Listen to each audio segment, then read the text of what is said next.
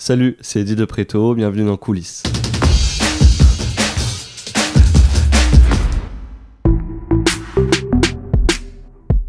Un chanteur de bateau-mouche, je reste sur les bateaux-mouches une vie. Quand j'étais personne, plein de petits tafs d'automne, je rêvais d'idole, je me voyais déjà en haut. Ou si j'avais pas chanté, je dis souvent charpentier quand je suis dans des soirées où les gens soit font mine de pas me connaître ou ne me connaissent pas. Ils me disent qu'est-ce que tu fais et je la charpente. Et tu sais, dans les soirées parisiennes et tout, tout le monde est là, ah ouais, et tout. Et du coup, tu joues là-dedans et donc je reste charpentier. Ma mère écoutait en boucle Brel, Aznavour et tout, donc du coup, je pense que c'était ces hommes-là qui avaient la diction, qui avaient les mots et qui savaient raconter des histoires. Et je crois que ça me plaisait beaucoup. Je me voyais déjà en haut de l'affiche, en 10 fois plus gros que n'importe qui, mon nom s'étalait.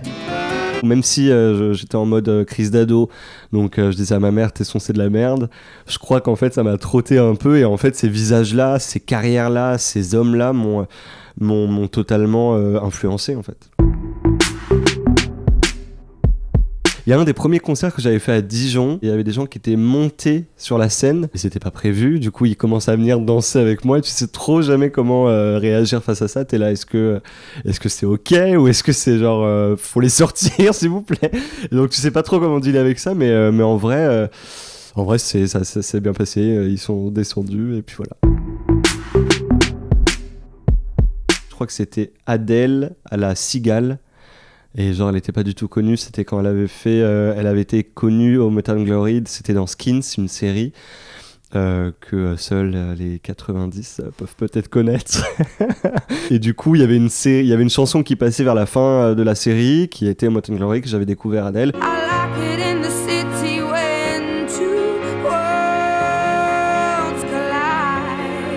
Du coup, ça, c'était le début, il n'y avait pas autant de folie qu'à aujourd'hui, et elle jouait à la Cigale.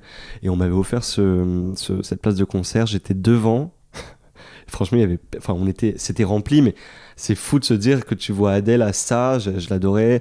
Et puis, il y a eu un truc, genre, je me suis dit, putain, mais je veux être à sa place, c'est trop fort, elle est trop... Enfin, voilà. Et j'avais adoré ce concert, et c'est un de mes concerts où, ouais, ça m'a grave marqué à vie, je crois. 2021, mon album me donne énormément espoir, les concerts, que ça reprenne, les vaccins, toutes ces choses qui vont nous permettre de retrouver un peu d'insouciance, je crois.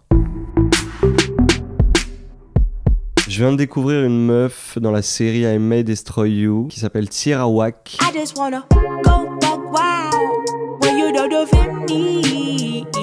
J'aime trop son flow, j'aime trop ce qu'elle raconte, j'aime trop sa dégaine, c'est hyper cool. J'irai en France, je pense, c'est chaud, du coup je dis un artiste français qui est sous-coté. Merde. Je dirais que c'est un début de carrière, il y a deux filles que j'aime beaucoup, je trouve leur sensibilité et leur écriture assez jolie, ça serait Pomme et Iseult. J'ai perdu la tête, où est le chemin de ma maison? Quoi qu'il advienne, je retrouverai les clés de la raison. Elles sont pas sous-cotées, mais elles commencent. En tout cas, elles ont un début de lumière et ça serait cool que ça aille plus loin. Je